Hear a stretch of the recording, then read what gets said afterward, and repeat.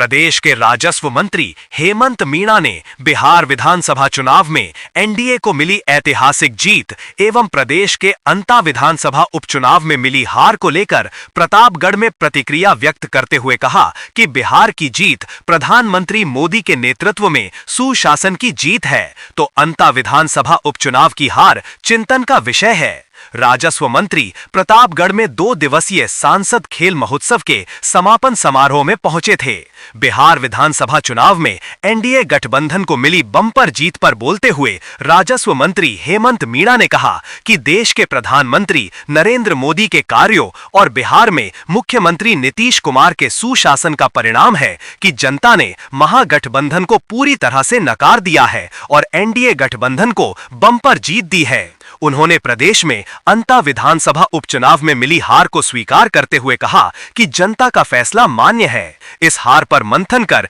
जनता के लिए और क्या किया जा सकता है, इस पर विचार करेंगे तथा भविष्य में मजबूती के साथ चुनाव में उतरेंगे और जहां कहीं कमियां रहीं उनको दूर करने का प्रयास करेंगे। ये चुनाव परिणाम देश के प्रधानमंत्री नरेंद्र मोदी जी के कामों के ऊपर मोहर के साथ साथ नीतीश कुमार जी के जो कार्यशैली है उसका प्रमाण है और पूरी तरह से जनता ने कांग्रेस और उसके गठबंधन को नकारा है और देश के प्रधानमंत्री नरेंद्र मोदी जी के नेतृत्व में पूरी तरह से जनादेश देके एक सुशासन के साथ साथ गरीब कल्याण की जो सभी योजनाएं हैं उनको निरंतर संचालन के लिए ये जनादेश आया है। एनडीए दोहरे शतक की ओर बढ़ रहा है या बढ़ गया लगभग, तो क्या पार्टी को ऐसी अपेक्षा थी कि इतना भारी बहुमत मिलेगा? जनता पूरी तरह से नरेंद्र मोदी जी के कामों को और नरेंद्र मोदी जी की जो देश को 2047 में विकसित राष्ट्र की श्रेणी में लाना चाहते हैं उसके ऊपर पूरी मोहर है और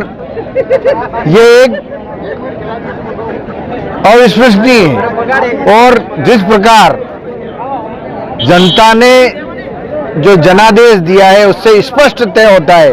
कि आने वाले समय में देश की राजनीति जो एक परिवार तक सीमित पहले थी परंतु देश के प्रधानमंत्री जी के नेतृत्व में निरंतर आगे बढ़ेगी। महागठबंधन के लोग चुनाव से पहले भी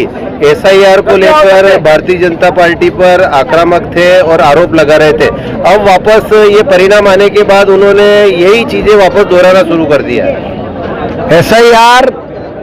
इस देश के लिए बहुत जरूरी है। आप छोटा सा वृद्धा पेंशन के लिए भी साल में एक बार वेरिफिकेशन मांगते हैं और देश के लोकतंत्र में देश की सत्ता का जिसमें चयन करने की प्रक्रिया में अगर कोई गलत व्यक्ति आता है उसका एसआईआर के माध्यम से सत्यापन होना देश के लिए भी आवश्यकता है और भविष्य में भारत के लिए भी जरूरी है। और एसआईआर के माध्यम से जो ये वातावरण, क्योंकि इन्होंने आरोप लगाया था देश के प्रधानमंत्री नरेंद्र मोदी जी के पास कि वोट छोड़ गद्दी छोड़ के माध्यम से इन्होंने प्रयास किया था, परंतु इनका जो ये दाव पूरी तरह से उल्टा पड़ के पूरे अभी जैसे द्वितीय चरण में 51 करोड़ मतदाताओं का पुनर्निरीक्षण एसआईआर के माध्यम से हो रहा है और जो भी बाहर के लोग और जो गलत तरीके से शासन की व्यवस्था में लोकतंत्र की व्यवस्था में घुसने का प्रयास जिन्होंने जो पुराने टाइम में सफल हुए थे वो पूरी तरह से एसआईआर के माध्यम से इनको खत्म कर वापस लोकतंत्र का निखार किया जाएगा। अंता उपचुनाव के जो परिणाम आए हैं उसका प्रदेश की राजनीति पर आने वाले दिनों में क्या असर देखने को मिल सकता है? अंता चुनाव में जनता ने जो मैंडेट दिया है, कांग्रेस की प्रमोद जैन भाया वहां से चुनाव जीते हैं, परंतु भारतीय जनता पार्टी के संगठन के माध्यम से और पूरे तरीके से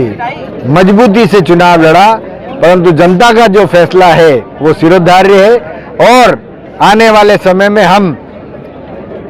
इसमें क्या नई नीतियां और क्या करना चाहिए उसके लिए पूरा प्रयास करेंगे और भविष्य में भारतीय जनता पार्टी मजबूती से चुनाव लड़के जीतेगी।